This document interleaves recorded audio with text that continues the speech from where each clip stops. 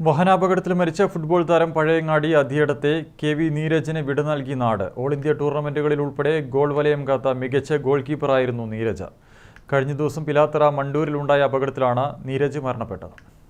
നിരവധി ഫുട്ബോൾ മത്സരങ്ങളിൽ ഗോൾ വലയം കാത്ത പ്രതിഭാശാലി. ചെറിയ പ്രായം മുതൽക്കേ ഫുട്ബോളിനെ നെഞ്ചേറ്റിയ നീരജ് ഇനിയില്ല. എരിപുരം സ്പോർട്സ് അക്കാദമിയിൽ പരിശീലനം നേടി കഴിഞ്ഞ 5 വർഷത്തിലധികം കണ്ണൂർ ജില്ലാ ലീഗിൽ എരിപുരം അക്കാദമിക്കായി നിരവധി മത്സരങ്ങളിൽ ഗോൾ വലയം കാത്ത മികച്ച പ്രകടനം കാഴ്ചവെച്ച താരമായിരുന്നു നീരജ്. നിരവധി ഓൾ ഇന്ത്യ ടൂർണമെന്റുകളിലും പങ്കെടുത്തിട്ടുണ്ട്. പ്രഥമ കല്യാശ്ശേരി MLA കപ്പ് ഫുട്ബോൾ ലീഗിൽ മാട്ടൂൽ ടീമിനായി മത്സരിക്കാനുള്ള തയ്യാറെടുപ്പിലായിരുന്നു. കഴിഞ്ഞ ദിവസം രാത്രി പിലാത്തറ മണ്ടൂരിലുണ്ടായ വാഹനാപകടത്തിലാണ് നീരജിന്റെ ജീവൻ നഷ്ടമായത്. നീരജ് സഞ്ചരിച്ച ബൈക്ക് കാറുമായി കൂട്ടിയിടിക്കുകയായിരുന്നു.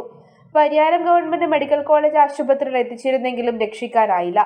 അതിയടം EMS വായനശാലയിൽ പൊതുദർശനത്തിന് വെച്ച മൃതദേഹത്തിന് അന്ത്യാഞ്ജലി അർപ്പിക്കാൻ നിരവധി പേരാണ് എത്തിയത്.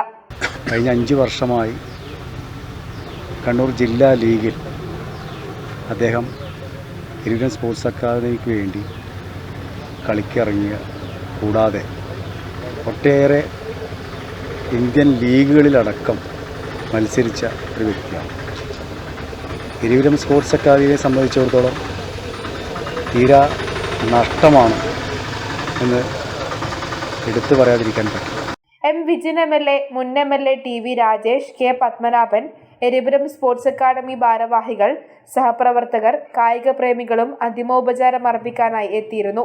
പയ്യന്നൂർ ഇന്ത്യൻ കോഫി ഹൗസ് ജീവനക്കാരനാണ് നീരജ്. മൃതദേഹം അതിയടം പൊതുശ്മശാനത്തിൽ സംസ്കരിച്ചു. M. രവി, സുഭന ദമ്പതികളുടെ മകനാണ്. News bureau, Pazhayangadi.